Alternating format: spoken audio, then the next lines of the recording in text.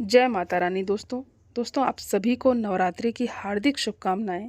माता रानी आप पर और आपके समस्त परिवार पर अपना आशीर्वाद बनाए रखें। दोस्तों आज माँ जगदम्बे की कृपा से हम श्री दुर्गा सप्तशती पाठ के 5वें दिन की पावन अध्याय की यात्रा शुरू कर रहे हैं और ये अध्याय है 9 और 10। और इन अध्याय में माँ दुर्गा के दिव्य रूप और उनकी अनंत शक्ति और भक्तों पर उनकी कृपा का विस्तृत वर्णन किया गया है। और जो भी व्यक्ति श्रद्धा से उनका नाम लेता है उसके सभी संकट दूर हो जाते हैं। और माँ के इस दिव्य ग्रंथ में अद्भुत शक्तियाँ समाहित हैं जो हर भक्त को न केवल आंतरिक बल प्रदान करती है बल्कि जीवन की समस्त घटनाओं से उबरने में भी सहायक होती है। तो आज हम 9 और 10 अध्याय को सुनेंगे। तो आइए श्रद्धा और भक्ति के साथ माँ का ध्यान करें और इस दिव्य पाठ का लाभ उठाएं। हे शेरा वाली मैया, जो भी श्रद्धा और भक्ति से आपके इस पावन पाठ को सुन रहा है उन सभी पर अपनी कृपा बरसाइए। उनके जीवन से समस्त दुख और विघ्न बाधाओं को दूर कर उन्हें शक्ति और सुख प्रदान कीजिए।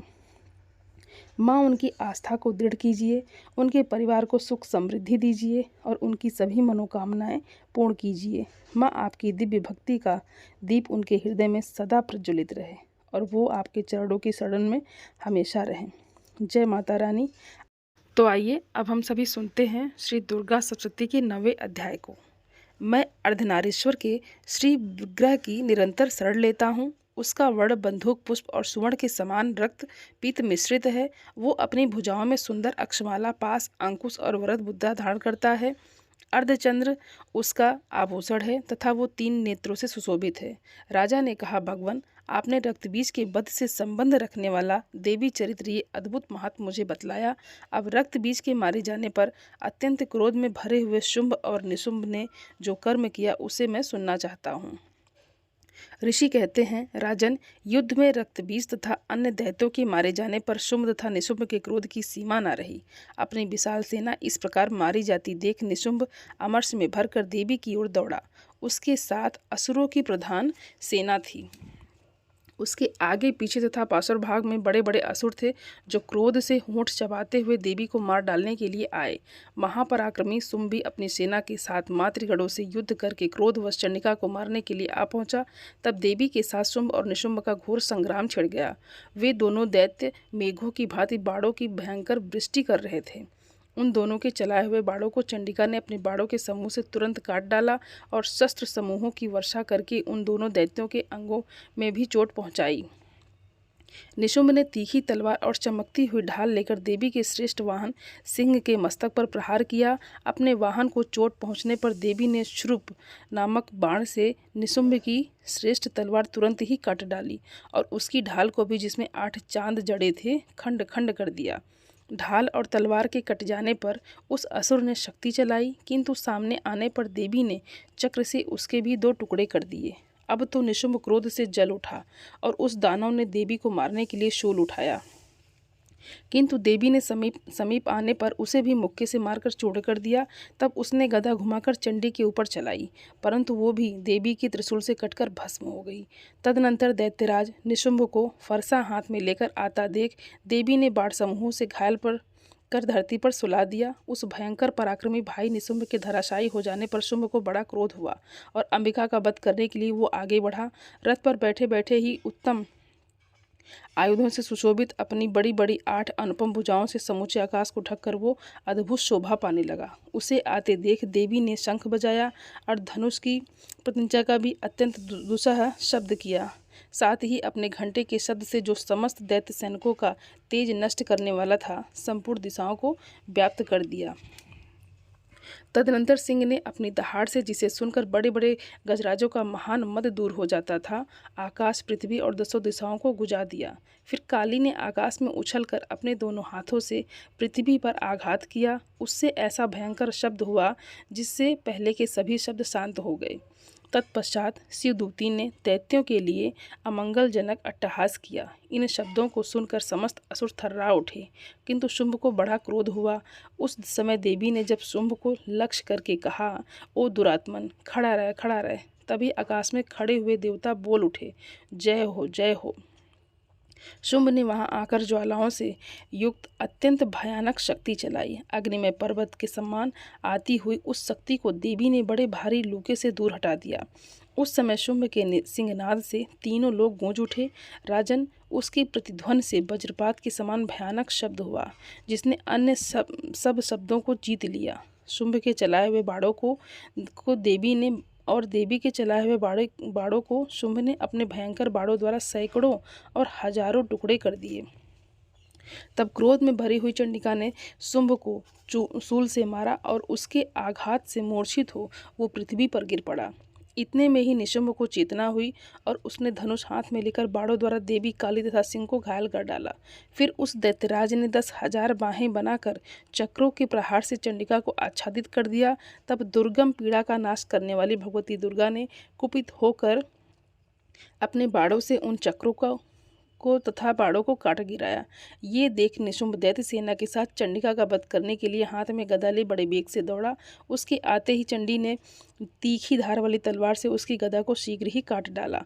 तब उसने शूल हाथ में ले लिया। देवताओं को पीड़ा देने वाले निशुंभ को शूल हाथ में लिए आता देख चंडिका ने वेग से चलाए हुए अपने शूल से उसकी छाती छेद डाली। शूल से विदीर्ण हो जाने पर उसकी छाती से एक दूसरा महाबली एवं महापराक्रमी पुरुष खड़ी रह कहता हुआ निकला।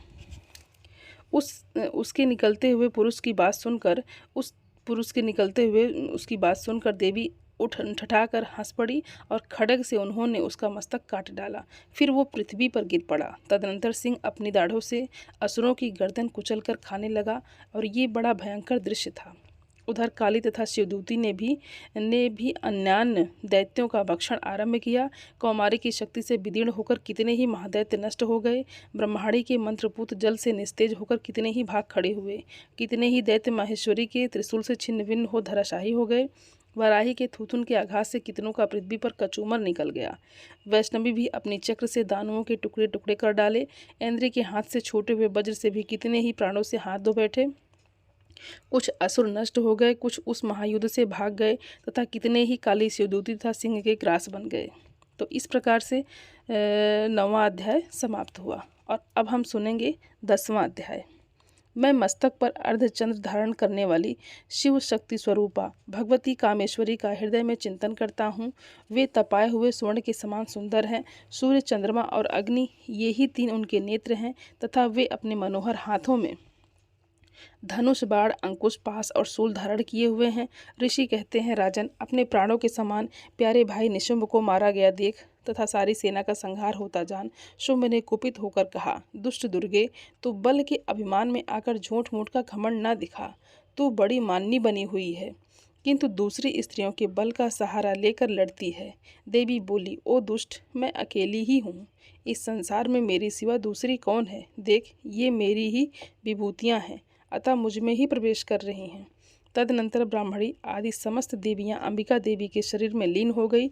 उस समय केवल अंबिका देवी ही रह गई। देवी बोली, मैं अपनी ऐश्वर्य शक्ति से अनेक रूपों में यहाँ उपस्थित हुई थी। उन सब रूपों को मैंने समेट लिया। अब अकेली ही युद्ध में खड़ी हूँ। तुम भी स्थिर हो जाओ। ऋषि कहते हैं, तदनंतर देवी और शुंभ दोनों में सब देवताओं और दानवों के देखते देखते भयंकर युद्ध छिड़ गया।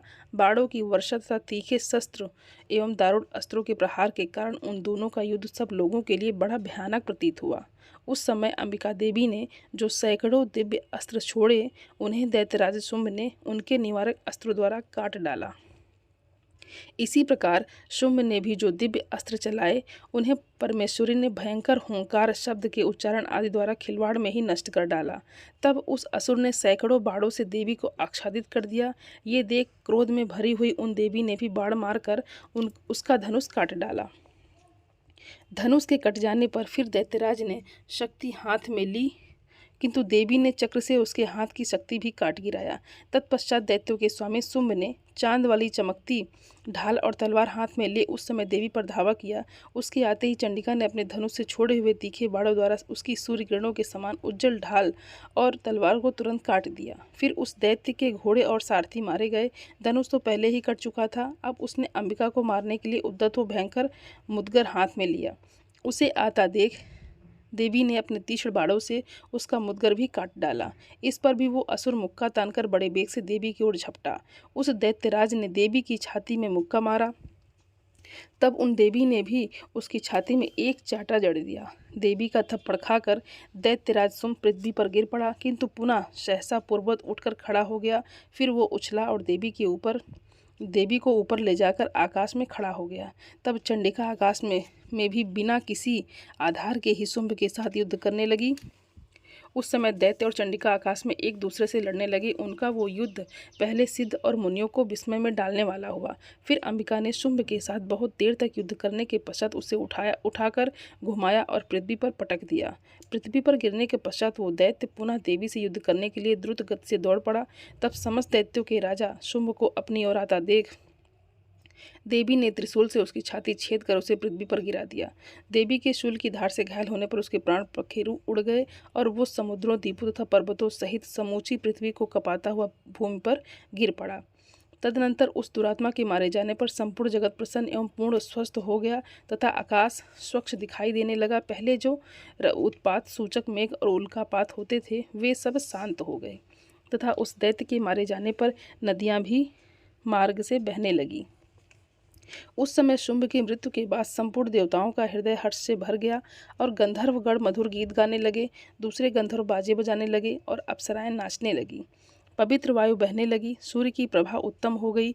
अग्निशाला की बुझी हुई आग अपने आप प्रज्वलित हो उठी तथा संपूर्ण दिशाओं के भयंकर शब्द शांत हो गए।